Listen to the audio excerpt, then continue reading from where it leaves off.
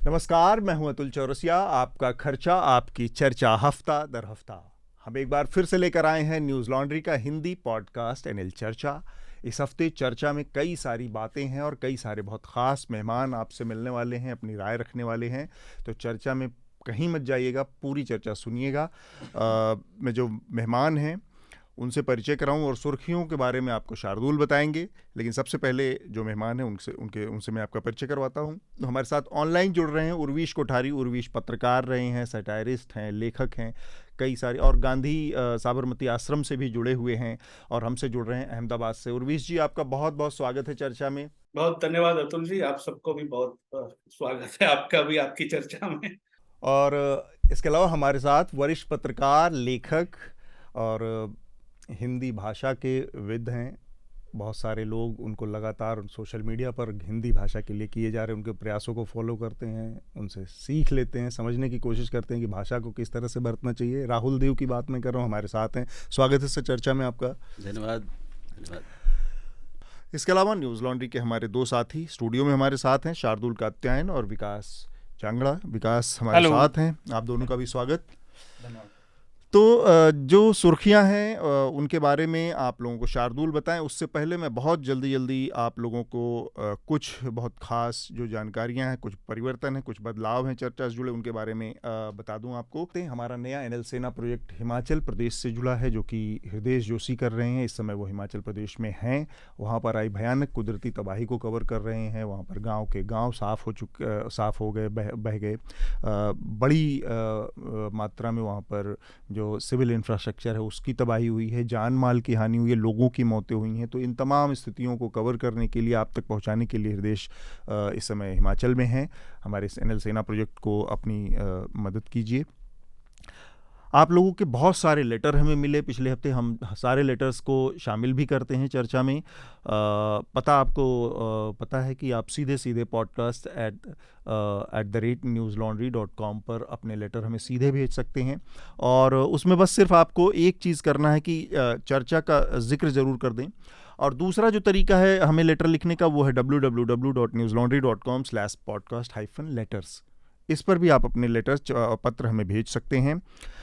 ये कुछ मुख्तसर सी जानकारियां हैं। एक और बहुत महत्वपूर्ण जानकारी, इसमें आप लोगों को बहुत मज़ा आने वाला है। 15 अगस्त आने वाला है, स्वतंत्रता दिवस आने वाला है अब। तो न्यूज़ लॉन्ड्री का अपना जो स्वतंत्रता दिवस विशेष ऑफ़र है, ये शुरू हो चुका है। 5 अगस्त से लेकर 20 अगस्त के बीच ये चलेगा। तो आप न्यूज़ लॉन्ड्री के जो विशेष हैम्पर इसके तहत उपलब्ध हैं, स्वतंत्रता दिवस विशेष ऑफ़र के तहत, उसको आप ख़रीद सकते हैं। 2 विशेष ऑफ़र हैं इसमें। एक 5200 रुपये का, 5200 रुपये का एक हैम्पर है, और दूसरा 2200 यानी 2200 रुपये का एक हैम्पर है। इसके अलावा विदेशों में भी अब हमारे जो सब्सक्राइबर हैं या न्यूज़ लॉन्ड्री के मर्चेंडाइज़ के जो ख्वाहिशमंद हैं, चाहते हैं, उनको भी उपलब्ध है। वो विदेशों में बैठकर भी अब न्यूज़ लॉन्ड्री के मर्चेंडाइज़ को ख़रीद सकते हैं। हमने एक व्यवस्था ऐसी की है, पहले ये उपलब्ध नहीं था। इसके लिए आपको एक छोटा सा, बस थोड़ी सी मेहनत करनी है कि kadakmerch.com/collection/newslaundry, ये पता है। इस पर जाकर आप हमारे जो मर्चेंडाइज़ हैं न्यूज़ लॉन्ड्री के, उसको विदेशों में भी प्राप्त कर सकते हैं। ये कुछ बहुत ज़रूरी जो जानकारियाँ थी वो मैंने आप लोगों के सामने रखी हैं। जो इस हफ्ते सुर्खियाँ रही हैं जिन पर हमें बातचीत करना है, उसके बारे में शार्दुल आपको बताएंगे। शार्दुल, एक बार आप सुर्खियों से अवगत कराएं हमारे श्रोताओं और दर्शकों को। इस हफ्ते सबसे बड़ी सुर्खी तो हमारा चर्चा का विषय भी है, हरियाणा में जो सब घटनाक्रम हुआ। तो सोमवार को ये हुआ था। सोमवार को हरियाणा के नूंह जिले में विश्व हिंदू परिषद और बजरंग दल द्वारा निकाली गई थी एक यात्रा। उस यात्रा के दौरान हिंसा भड़क गई, उसमें पथराव और आगजनी हुई और उसके बाद आसपास के क्षेत्रों में भी हिंसा भड़की। शुरुआती हिंसा के बाद बजरंग दल से जुड़े लोगों के नाम जगह जगह झुंड बनाकर और भी हिंसा करने में, और खास तौर से मुसलमान नागरिकों और मस्जिदों को निशाना बनाने में आया। इस पूरे प्रकरण में अब तक 6 लोगों के मारे जाने की पुष्टि हुई है, जिसमें एक युवा मौलाना भी है जिसे मस्जिद के अंदर ही मौत के घाट उतारा गया। और जैसा मैंने कहा, आज हम इस पर चर्चा करेंगे भी। इस घटना के बाद नूंह के एसपी का तबादला कर दिया गया है। ये खबर अभी हाल ही में आई और पूरी हिंसा के बाद विश्व हिंदू परिषद और बजरंग दल ने एनसीआर के कई इलाकों में प्रदर्शन निकाले, तो उसको लेकर उच्चतम न्यायालय ने सख्त निर्देश दिया कि पुलिस सुनिश्चित करे कि किसी भी प्रदर्शन में नफरती भाषा का इस्तेमाल न हो, क्योंकि इसमें कोई दो राय नहीं कि नफरती भाषा से शांति बिगड़ती है, और कोर्ट ने इसे सख्ती से कहा। तो कोर्ट वाला जो मामला आया उसके पीछे एक वजह भी रही, क्योंकि जो दिल्ली के कई सारे इलाकों में निकली विरोध में, प्रदर्शन में जो यात्राएं निकाली गई, जो जुटान हुए, उसमें से एक वीडियो सामने आया नांगलोई का। नांगलोई थाने को घेर कर एक बड़ी भीड़ बजरंग दल और विश्व हिंदू परिषद के लोगों की वहाँ पर भाषण हो रहा था, और एक नेता ने सीधे सीधे खुलेआम थाने के सामने खड़े होकर यह ऐलान किया कि मुसलमानों की रेहड़ियाँ पटरियों का बहिष्कार करो, इनकी दुकानों का बहिष्कार करो, इनके नाई जो है या इनके जो भी इस तरह के लोग हैं जो जिसमें मुस्लिम समुदाय काम करता है, उन सब का बहिष्कार करो और इनको यहाँ से हटाओ। वहाँ से उन्होंने उनकी रेहड़ियों को हटाने और इन सब की का जिक्र किया, तो उस चीज़ से एक बड़ा पैनिक क्रिएट हुआ है। और ये आर्थिक बहिष्कार की बात ये लोग लगातार करते रहते हैं, पब्लिक अलग अलग मंचों से, और अपनी रैलियों को तो छोड़ दीजिए, मंचों पे खड़े होके भी करते हैं। तो ये अच्छी बात है, कोर्ट ने इसे संज्ञान में लिया। तबादले से और इसी तरह की हिंसा से जुड़ी एक खबर बरेली से भी आई। बरेली में कांवड़िए एक ऐसा रास्ता लेना चाहते थे जहां उन्हें इजाज़त नहीं थी अपने जुलूस के लिए। तो एक अपवाद स्वरूप एक पुलिस अफसर ने, प्रभाकर चौधरी ने, वहाँ के इजाज़त नहीं दी, उन्होंने इसकी इजाज़त नहीं दी। फिर वहाँ पे उनके बीच कहा सुनी भी हुई और आमने सामना भी हुआ, जिसका अंततः गत्वा कांवड़ियों के झुंड पर लाठीचार्ज हुआ। तो फिर मंगलवार को देर शाम प्रभाकर चौधरी को पीएससी लाइन में लखनऊ ट्रांसफर कर दिया गया। पनिशमेंट पोस्टिंग हो गई। हाँ, उनको तुरंत ट्रांसफर कर दिया गया। खबर ये भी है कि वो फिर से उसी इलाके से निकलने की इजाजत मांग रहे थे कांवड़िए रविवार को। चीज मैं जानना चाह रहा हूँ, शार्दुल और उर्वीश भाई भी हैं, कि हमेशा ये दो तरफा बातें होती हैं। जैसे आप नूह की घटना देखें तो बार बार ये बात कही गई कि लॉ एंड ऑर्डर फेलियर है, अधिकारियों ने उस तरह से काम नहीं किया।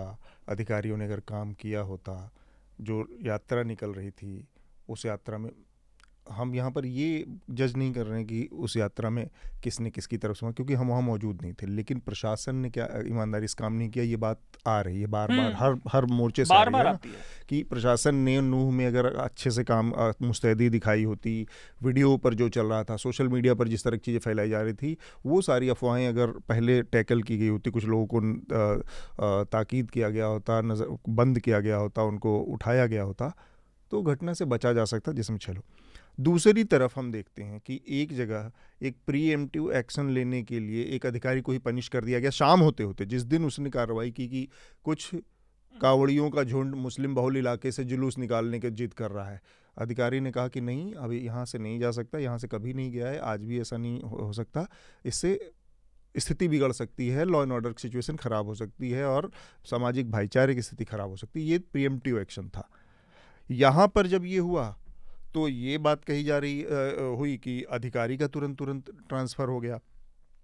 अब ये जो दो तरफा चीज़ है, ये अपने आप में जो राजनीतिक वर्ग है, क्योंकि हर उत्तर प्रदेश की बरेली की घटना और नूह की जो घटना है, इन दोनों घटनाओं को संदर्भ सहित रख के देखिए तो दोनों जगह एक ही पार्टी की सरकार है, एक दल की सरकार है। वो दो जगह दो तरह की बातें डबल स्टैंडर्ड में हमेशा वो प्ले करते हैं। इससे कैसे किसी को ये भरोसा हो सकता है कि इनकी नीयत लॉ एंड ऑर्डर को लेकर या कम्युनल टेंशन को लेकर या इस तरह के कम्युनल जो भावनाएं हैं भड़काने को लेकर साफ हैं? नीयत तो छोड़ ही दीजिए, नीयत राजनीतिक दलों की और सत्ताधारी भाजपा की तो अब लगभग हर किसी को समझ आ चुकी है, अगर कोई जानबूझ के आंखों पे पट्टी ना बांधे हुए हो।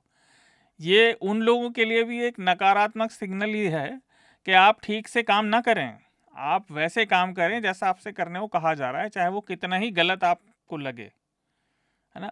मौलिक तौर पर भी, मॉरली भी और प्रोसीजरली भी आपको अगर गलत लग रहा है आप उसे करिए, लेकिन क्योंकि अगर आप सही में पब्लिक के हित में काम करेंगे और वो हमारे हित से, हमारे समर्थकों के हित छोड़ दीजिए, जिद से भी टकरा गया तो आपको हटा दिया जाएगा। मैं जो बात बता रहा था कि पता नहीं अब ये अगले एसपी का क्या होगा, क्योंकि जो मैं ये पढ़ रहा था हेडलाइन, उसी के नीचे लिखा हुआ है कि रविवार को, अब आने वाले परसों, हम शुक्रवार को रिकॉर्ड कर रहे हैं, रविवार को भी उसी इलाके से निकलने के लिए ये लोग जिद कर रहे थे, लेकिन अभी मना कर दिया गया है। इसको समझिए आप कि नूह के एसपी को हटाया गया क्योंकि उसके ऊपर आरोप लगा कि उसने लापरवाही की और 4-5 लोगों की जान चली गई। हाँ, बरेली के एसपी को इसलिए हटाया गया क्योंकि उसने कार्रवाई की कि किसी की जान चली ना जाए, और ये एक ही पार्टी की सरकार कर रही है। जो पॉलिटिकल क्लास है उसकी स्थिति को आप, उसके विरोधाभास को, उसके अंतर्द्वंद को और उसकी नीयत को समझिए। उर्वेश भाई, आपकी इस पर क्या राय है? देखिए अतुल भाई, इसमें ऐसा है कि पहले गुजरात में जब कांग्रेस की सरकारें हुआ करती थी और 81, 85 में एंटी रिजर्वेशन राइट्स वगैरह हुए, जो कि यहाँ तो और कोई राइट होता था वो फिर कम्युनल में ही तब्दील हो जाता था। तो उस वक्त बीजेपी जो थी वो विपक्ष में थी, और हमेशा से ऐसा कहा जाता था, जो कि सच था, कि कोई भी जो दंगा है, कोई भी लॉ एंड ऑर्डर सिचुएशन है, वो बिना सरकार की इजाजत के, हाँ, अब वो एक तरह से कह लीजिए कि सक्रिय हो या फिर आप अनदेखा करें, लेकिन इजाजत के बिना वो दंगा नहीं हो सकता। ये कांग्रेस के राज में गुजरात में कहा जाता था, और काफी हद तक वो सही भी इसलिए हुआ कि जब रिबेरो जैसे ऑफिसर यहाँ पर आए तो उन्होंने बड़ी सख्ती से काम लिया। तो उस वक्त सबको मालूम हुआ कि भाई प्रशासन क्या चीज है और प्रशासन क्या कर सकता है।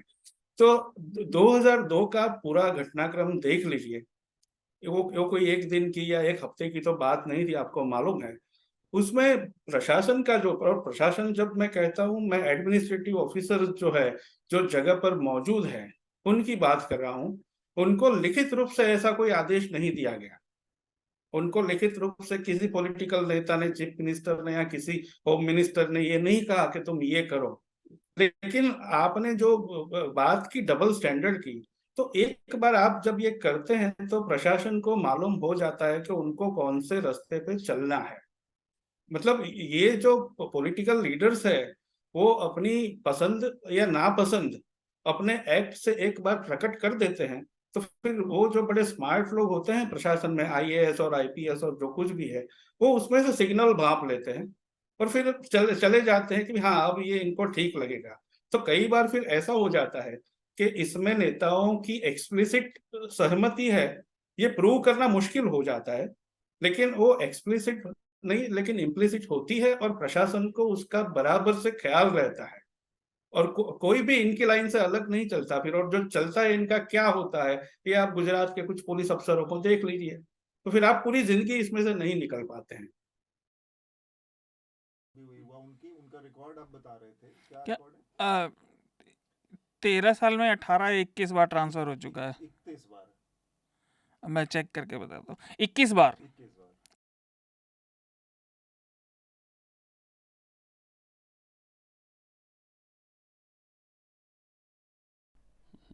इसमें सर एक चीज़ तो मतलब आ ही चुकी है कि किस तरीके से आर्म ट्विस्टिंग जो है इनडायरेक्टली पॉलिटिशियन लोग करते हैं, और उसमें मैं कहूँगा कि वो डबल स्टैंडर्ड नहीं है जो हम जिक्र कर रहे थे कि वो डबल स्टैंडर्ड है।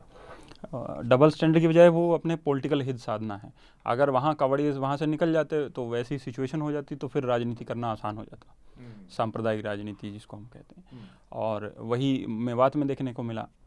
और मेवात वाले मामले में एक चीज़ छूट गई कि नूह के एसपी का ट्रांसफ़र अब हुआ है, लेकिन वो जिस दिन हिंसा हुई उस दिन छुट्टी पे थे।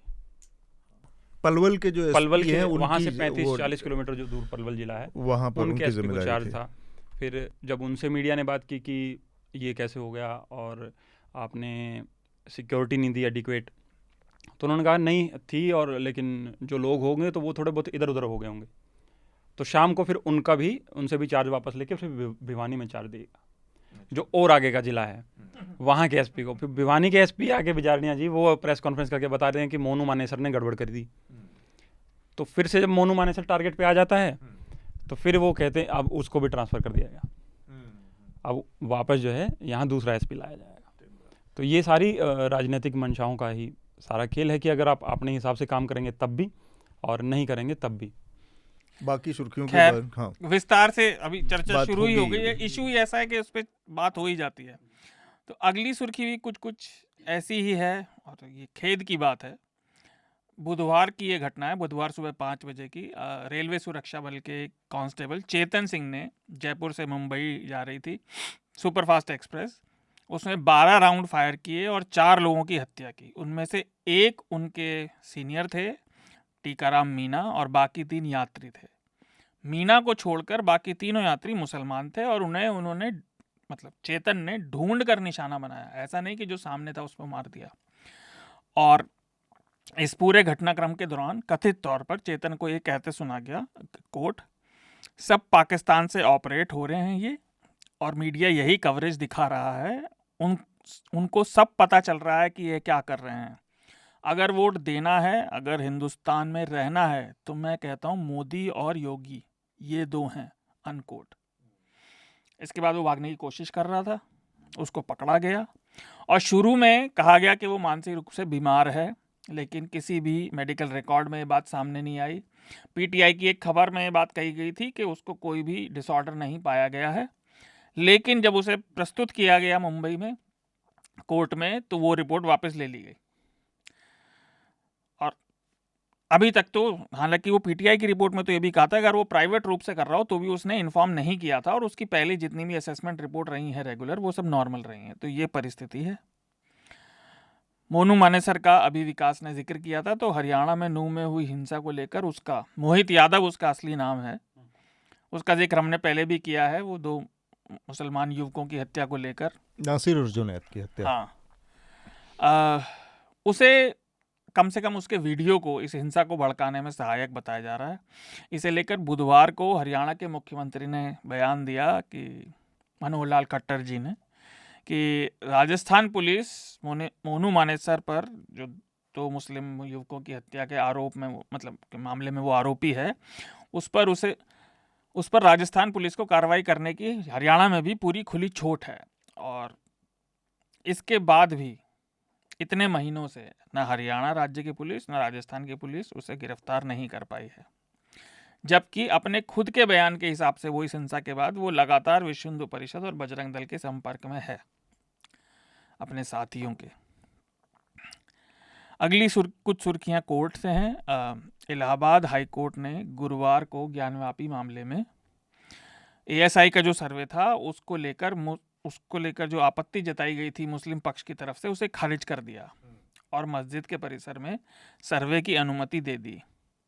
जैसा मैंने बताया, हम शुक्रवार की सुबह इसे रिकॉर्ड कर रहे हैं 11 बजे। सर्वे शुरू हो चुका है, ओके। लेकिन जो अंजुमन इंतजामिया मस्जिद कमेटी है, उसने सुप्रीम कोर्ट में ईमेल के जरिए अर्जी लगाई थी कल गुरुवार को, और जितनी खबर मैंने लाइव लॉ पर पढ़ी थी उसके हिसाब से मुख्य न्यायाधीश जो हैं उन्होंने ये भी कहा था कि वो इसको जल्दी से जल्दी देखेंगे।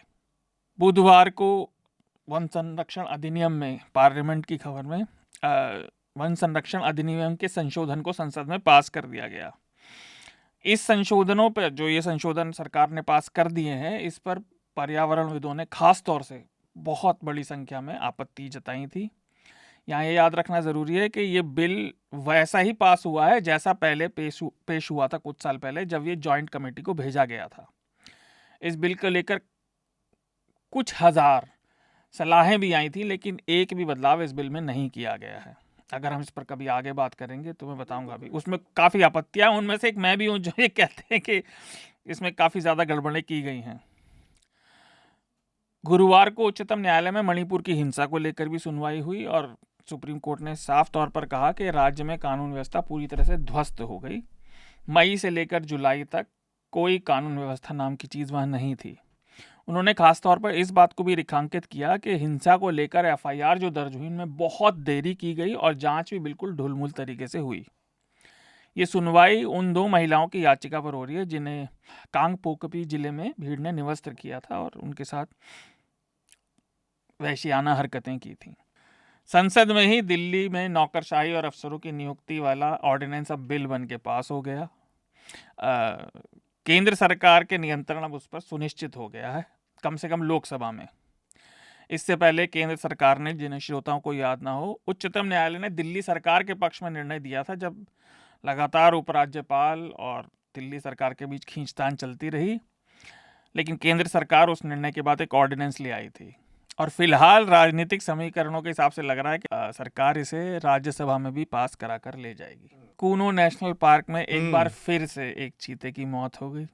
ये नवी मौत है पार्क के उद्घाटन के बाद से, और सुप्रीम कोर्ट में इस पर सुनवाई चल रही है। और कई विदेशी विशेषज्ञों ने कोर्ट में बताया कि अगर समय पर ध्यान दिया जाता और बेहतर निगरानी की जाती तो चीतों की जान बचाई जा सकती थी। अरे ये बड़ा दिलचस्प है कि 3-4 दिन पहले इससे रिलेटेड एक खबर आई थी कि जो नाइजीरियन साइंटिस्ट हैं, एक्सपर्ट हैं, जो उनके साथ आए थे इनकी देखरेख के लिए, उन्होंने आरोप लगाया, उन्होंने शिकायत दर्ज की कि जो ब्यूरोक्रेसी है जो इसको देख रही है पूरे प्रोजेक्ट को, वो ना तो उनकी किसी सलाह को मानती है, ना इम्प्लीमेंट करती है, ना उनको कोई जानकारी देती है, ना जब ये किसी तरह की चीज़ों की अपेक्षा करते हैं या कि इसको तरस के तो उसको इम्प्लीमेंट करती है।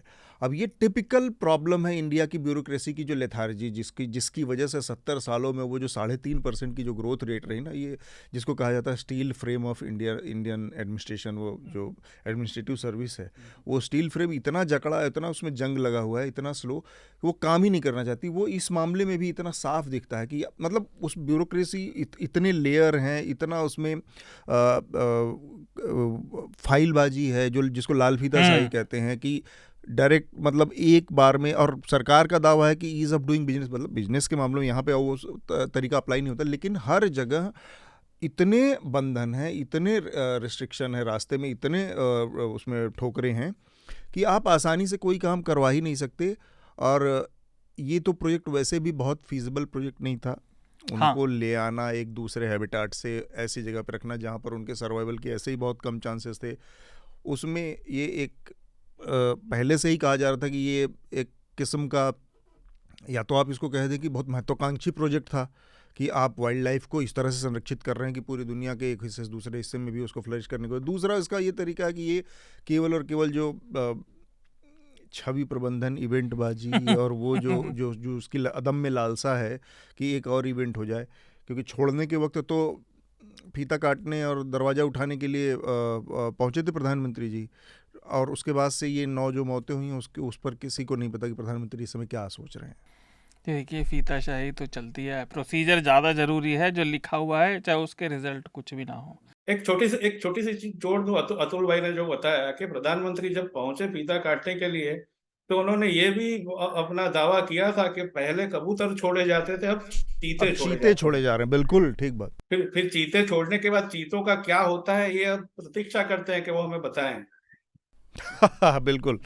शायद सर वो कहना चाह रहे हो कि चीते छोड़ दिए ही जा रहे हैं, छोड़ ही रहे हैं हम चीतों को। अमेरिका के पूर्व राष्ट्रपति और नारंगी व्यक्ति डोनाल्ड ट्रंप जो है, नारंगी मतलब नहीं वो ऑरेंज, जो डोनाल्ड ट्रंप को जानता है वो समझ जाएगा, रंगे रहता है ना ऑरेंज, संतरा कहना चाहिए, नहीं ऑरेंज नारंगी व्यक्ति हो। खैर, पर 2020 के राष्ट्रपति चुनाव में नतीजों में धांधली करने की कोशिशों और साजिश को लेकर एक बार फिर से अभियोग सिद्ध किया गया, यानी उन्हें इंडाइट कर दिया गया। अमेरिकी कानून व्यवस्था के हिसाब से इसका मतलब है कि जांच एजेंसियों ने इतनी बात साबित कर दी कि उनके पास इस मामले की विस्तार से जांच, पूछताछ और सबूत इकट्ठे करने के लिए पर्याप्त सबूत हैं। ठीक है, उन्होंने एक ग्रैंड जूरी के सामने ये कर दिया।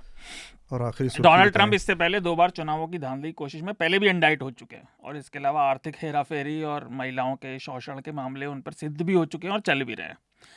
आखिरी पर्यावरण से जुड़ी सुर्खी है जो हमें देखनी भी चाहिए, वैसे भी चीन को समझना हिंदुस्तानियों के लिए ज़रूरी है। तो बीजिंग में 140 साल की सबसे बड़ी बारिश इस हफ्ते हुई है, पिछले रविवार से बुधवार तक। वहाँ बहुत बाढ़ आ गई है उस पूरे इलाके में, राजधानी में भी, और 21 मौतें अब तक हो चुकी हैं। और इस समय चीन काफ़ी ज़्यादा बारिश से जूझ रहा है, और इन 3-4 दिनों में 29.3 इंच की बारिश हुई। तो खतरनाक बारिश हुई है, उनका भी सब सीवेज सिस्टम ध्वस्त हो गया है। यही आज इस हफ्ते की यही सोच। बस इसमें एक चीज़ और मैं जोड़ना चाह रहा हूँ कि पार्लियामेंट में लगातार जो गतिरोध है, टकराव है विपक्ष और सत्ता पक्ष का, वो बना हुआ है। इस बीच में बहुत महत्वपूर्ण बिल पास हुए। एक का जिक्र शार्दुल ने किया कि किस तरह से वो बिल पास हुआ है, एक तो दिल्ली का और दूसरा वन संरक्षण का। इसके अलावा भी कई सारे बिल पास हुए हैं, तो इनके बारे में भी हम विस्तार से बात करेंगे। डेटा प्रोटेक्शन, प्राइवेसी बिल भी है।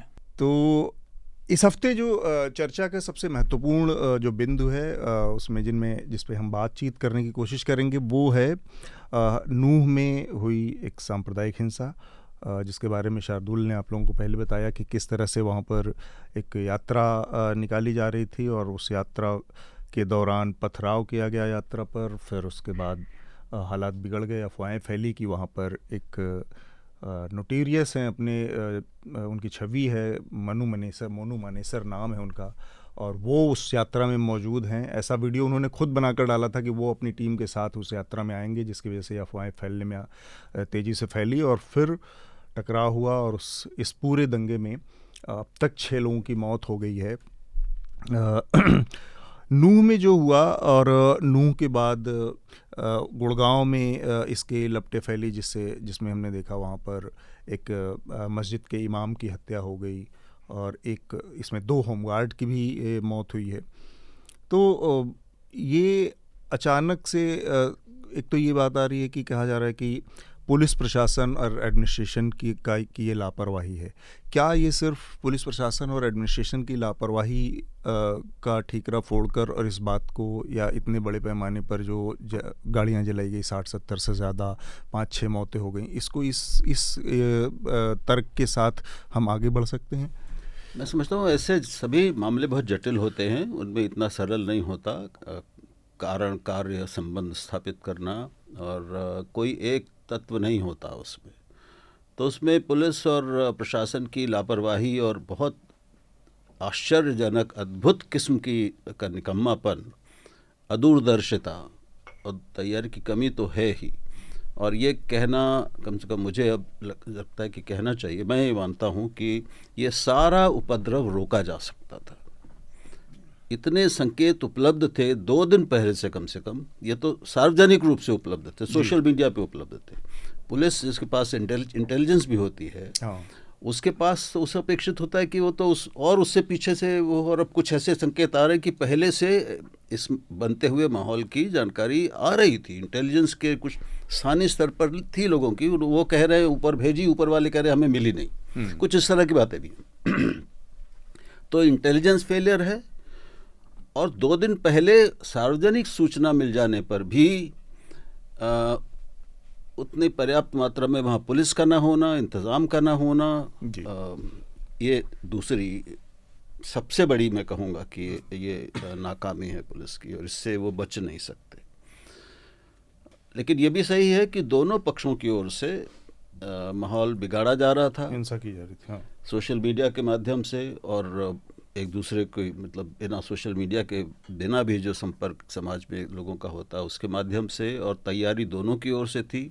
उसमें मोनू मानेसर, उनके साथी जो है वो, उसमें चाहे वो बिट्टू बजरंगी जैसे लोग हों वो भी हों, और ये भी स्पष्ट है कि मुसलमानों की ओर से भी, और मैं बिल्कुल सीधे बात कर रही हूँ, मुसलमान के ही संदर्भ में बात कर रहा हूँ निसंकोच, उनकी ओर से भी तैयारी बहुत थी।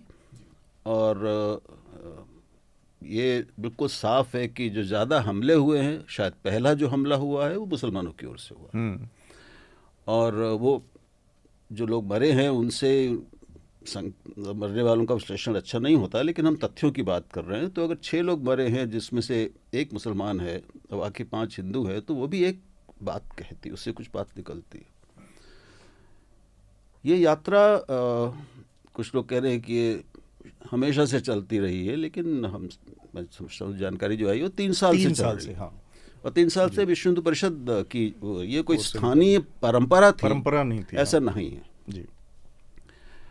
तो अब गोरक्षा और गोरक्षा के नाम पर हत्या वहाँ पर, ये वहाँ एक सालों पुरानी कुछ समस्या है। मोनू मानेसर 2 बहुत ही जघन्य हत्याओं में जला कर मार देने वाले अपराध में शामिल है। वो मुख्य अभियुक्त है, और ये भी अपने आप में बहुत अद्भुत बात है कि फरवरी में शायद वो घटना हुई थी, फरवरी में, नासिर और जुनैद की जो हत्या हुई थी, और उसके बाद से 2 प्रदेशों की सरकारें मिलकर उसको पकड़ नहीं पा रही हैं, और वो खुलेआम वीडियो जारी कर रहा है, लोगों से बात कर रहा है, उसका फेसबुक पन्ना जीवित है और वो चल रहा है। तो ये क्या बिना सरकारी या पुलिस के संरक्षण की संभव है? असंभव है, बिल्कुल हो ही नहीं सकता। इसमें 2-3 और चीज़ें हैं, लेकिन हम वीडियो का हिस्सा यहाँ पर रोकेंगे। ये पॉडकास्ट जारी रहेगा। जिस भी प्लेटफॉर्म पर आप अपना पॉडकास्ट इस्तेमाल सुनते हैं, वहाँ पर जाएं, अनिल चर्चा को सुने। पत्रकारिता का नासूर बन चुके विज्ञापन के मॉडल को खारिज करके खबरों की इस दुनिया को बदलिए, ताकि पत्रकारिता आपके लिए जवाबदेह बने।